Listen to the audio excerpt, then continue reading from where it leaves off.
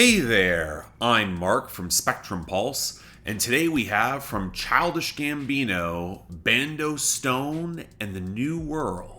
I'm not sure of the best way to review a new project from Childish Gambino, mostly because his arc in recent years has been a little odd. Of course, Donald Glover was going to keep busy with acting in Atlanta and his personal life, but earlier this year he re-released his project from 2020, now titled Out of Vista. Yeah, the production's been cleaned up, but I wasn't really wowed enough by the compositions to be that impressed. And that's to say nothing of the odd, passive-aggressive, simmering feud he's had with Drake for some time, but really kicked into gear the past 2 years. But then there's this, which in the marketing felt less like a film soundtrack and more like a companion album to that coming movie with the same title, with this also being described as the final Childish Gambino album. Honestly, I don't believe musical artists when they say they are retiring, although Donald Glover has gone on record saying that he was trying to make those crowd-pleasing big swings in this project as an artist that's trying to find purpose amidst global calamity, cringe be damned. And while I was tempted to make the allusion to pandemic albums, as there is a reference to that lockdown on Gotta Be, that's not quite the idea that Childish Gambino is exploring here, so much as reconciling the larger question of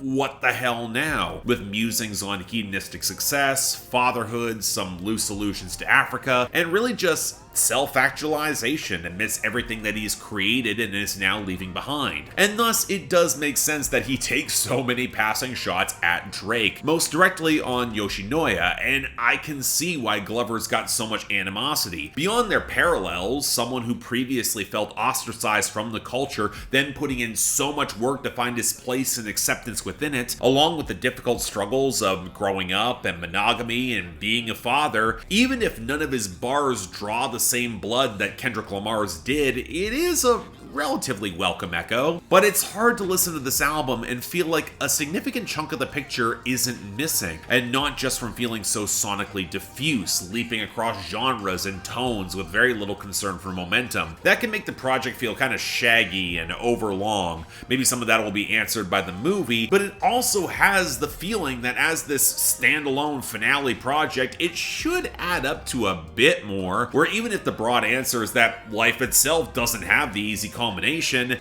that's a bigger extrapolation that this project doesn't really make. It's got a much narrower internal focus, and that raises the larger question of tone. I'm always a little bit mystified that Childish Gambino shows so little humor in his music, especially recently, but when you also recognize that between being self-produced and Ludwig Göransson's usual tendency of sounding a bit too over-polished, that this project doesn't have much of an edge or experimental flair beyond some of the wild sequencing and the very obvious Kanye West influence circa Yeezus and Donda on the warping, metallic shout of the opener, or the howling JPEG Mafia-esque anthemic cacophony of Gotta Be, or the closer, A Place Where Love Goes. Although, funnily enough, I like all three of those songs. It all leads up to something that supports compositions that don't feel as melodically sharp as they should be, and thus it feels oddly safe for as much as Glover wants to swing for the fences, cringe be damned. Now, some of it might be the rock experimentation feeling incredibly clunky on both Lithonia and Running Around, or how much of the vocals are smothered in effects which don't always blend well with the richer keys of the horns. We Are God and Survive with Chloe, they definitely spring to mind. Probably would also put In the Night with Amare and Georgia Smith here too. Probably works best on the extended jam session of No Excuses, or maybe even Cruisin with Yeat that has frankly no right to work as well as it does, might be my favorite song here, or how the guitar-driven R&B cuts feel so deeply indebted to the material that Frank Ocean or, what do you know, Steve Lacy have done better. Steve Lacy's actually got writing credits on this album. Or cuts like the tepid acoustic font of Dadvocate or Can You Feel Me with his son, and that spelling gimmick that's so corny it swings back around to be kind of charming in a way that reminds me a lot of Chance the Rapper's The Big Day. I mean, I like that album more than the vast majority of folks, but if it wasn't Childish Gambino making this, it'd probably get a lot more negative attention. But in short,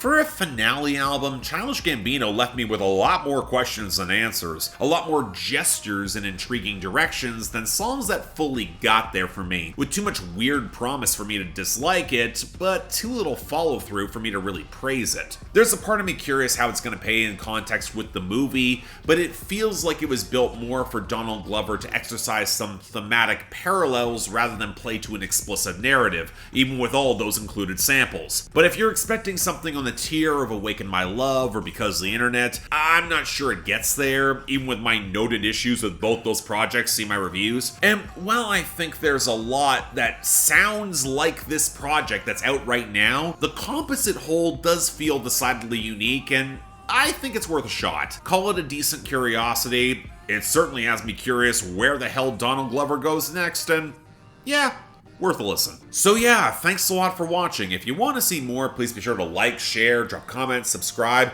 This was a bit of a weird one. I'm happy I finally got around to it. If you guys are curious, please leave those comments down below. I know my Childish Gambino reviews tend to be contentious, but I'm not sure this one will be. We will have to see.